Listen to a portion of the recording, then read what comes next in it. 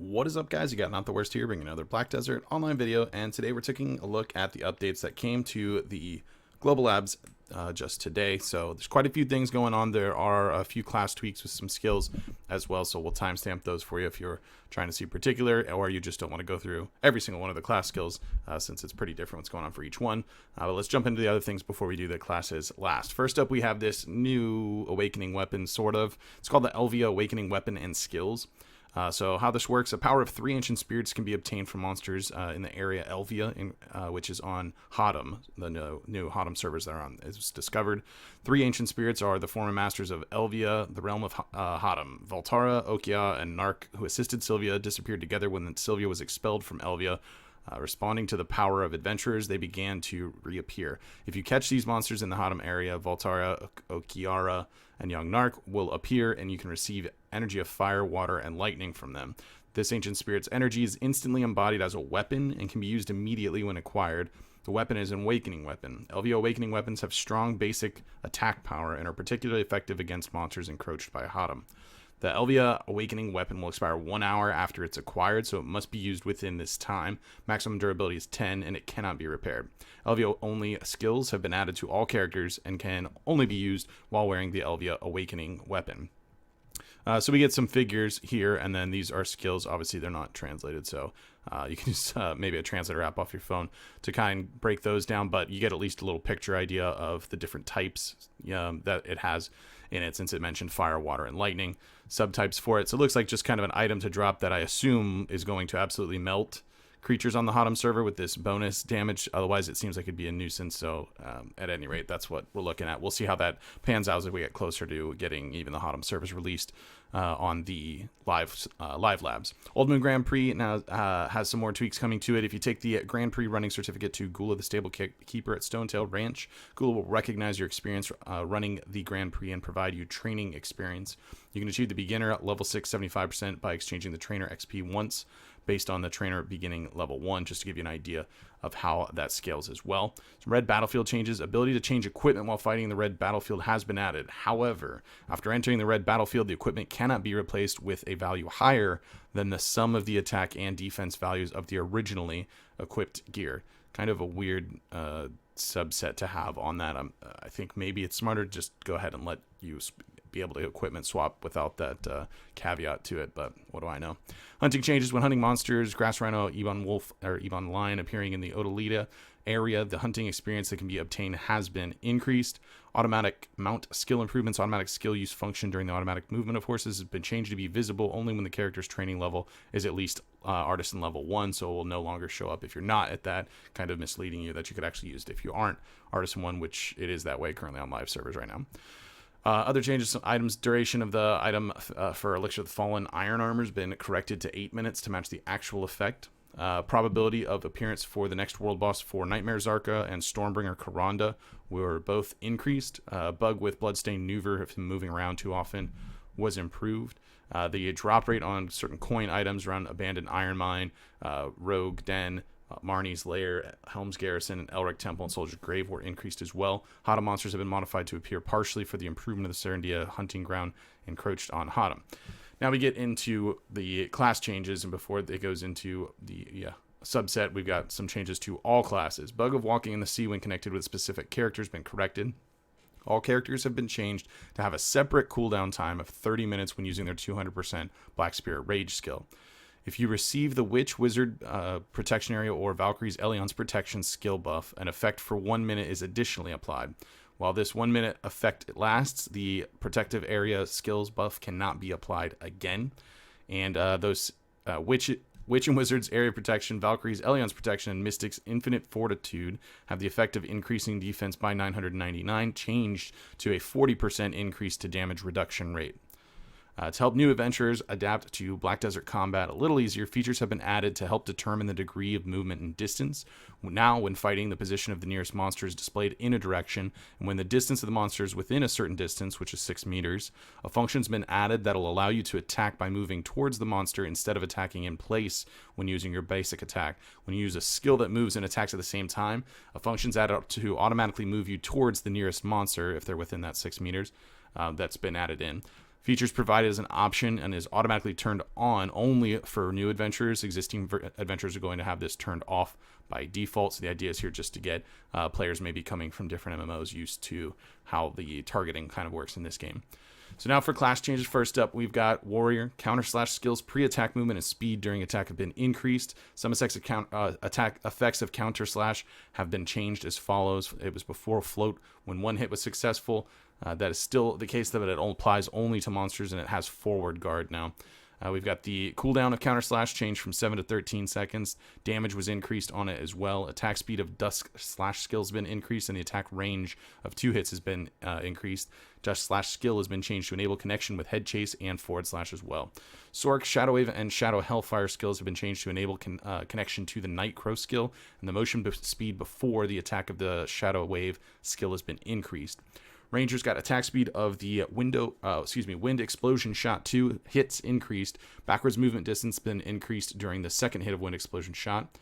The effect of Wind Explosion Shot has been changed. The knockdown is going to only apply towards monsters, and it'll be frontal guard during the first hit attack and super armor during the second hit attack. PvE damage of regeneration skill was increased. Attack range of Wailing Wind has been increased. Wailing Wind's PvE damage was increased. The Flow Tempest skill's PvE damage was also increased. Bug's been fixed where the character momentarily slows down when hitting the Waltz of Wind skill. PvE damage of Flow Rushing Wind has been increased as well. Damage of Breezy Blade skill is also increased. That one has the same amount of damage, but it has a critical chance plus 100% against monsters specifically. PvE damage of Nature's Tremble is increased, and when using the following skills, enemies located higher than the character have been improved to be hit.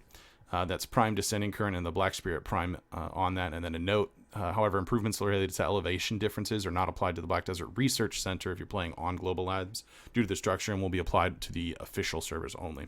Zerker, we've got Frenzy Wind and Frenzy Tyrant skills been changed to enable linkage with evasion, movement, and shake-off skill. Frenzied both of those skills. Movement speed before attack has been increased. The damage on it has been increased as well as an additional critical hit chance of 50% tagged on there. The attack range of Frenzied Tyrant has been expanded, and some of the effects of Frenzied Tyrant have been changed. Before we had a 30% reduction in movement speed for 10 seconds on successful hit, and a bound that's for monsters only, and now we have attract the attention of nearby enemies. Interesting. Tamer, the Lightning Burn skill has been changed from Super Armor while moving to Super Armor while using the skill. Lightning Burn's been improved to link a little faster when moving backwards after hitting. It's been improved so that after landing, when using the Lightning Burn skill, you can connect with other skills more quickly. The damage was increased on Breath Spike as well. The critical chance remains the same. The pushes the target on good 2 hits PvE only effect of Breath Spike has been removed. It's been improved so that if you left click while using Jolt Stab skill, it can be directly linked into Breath Spike. For Valk, the speed of the motion before second hit of the Shining Judgment of Light, his skill has been increased. Attack range of the one hit of the Shining Judgment of Light skill has been expanded. Following effects have been added to the Shining Judgment Light skill. When hitting a successful, opponent is drawn in from monsters only, and when successful, SP plus 20 is restored for each hit. Attack range of the first and second hitting of Divine Judgment has been changed. Shining Judgment of Light and Divine Judgment of Light have been changed to enable the linkage between the left and right evasion, movement, and shield chase. The Divine Judgment of Light has also had its damage increase, as well as a down smash when one hit is successful, and a 10% reduction in movement speed for 5 seconds on successful hit. Also, the additional effects of Divine Judgment have been changed as follows. Before, 15% attack speed reduction for 10 seconds. That's now a 10% reduction in movement speed for 5 seconds, as mentioned just up above. The Musa, it's been changed to enable linkage to the chase skill during the use of Gale Slash and Storm Slash. Cooldown of Storm Slash has been reduced from 20 seconds to 15 seconds. The speed of the action before the first hit attack of the Storm Slash skill has been increased. Speed of linking the first and second hits of the Storm Slash skill, and the speed of linking with other skills after using the skill has been increased. Front guard effect of one hit has been added to Gale Slash. Meiwa, the cooldown of Decapitating Cyclone and Decapitating Dragon have been reduced from 22 down to 17 seconds. Front guard effect of one hit's been added to Decapitating Cyclone. It's been changed so that it's possible to link the chase skill while using Decapitating Cyclone and Dragon skills. The effect of increasing attack speed by 15% or 10 seconds upon successful hit has been added to Decapitating Dragon. which, when using the following skills, enemies located higher than the character have been proved to be hit. That is Thunderstorm, Flow, Rage, Tet, and Black Spirit Thunderstorm as well. Same deal for Wizard for Bolide of Destruction and the Black Spirit Rage of that one. Also for Witch and Wizard, both classes, Mana Arrow's skill has been changed to enable connection to Earth's Response and Magical Evasion skill during use. Speed before the activation of first and second hits of Mana Arrows, and the speed during the first hit of the attack has been increased. The damage on Mana Arrows has also been buffed.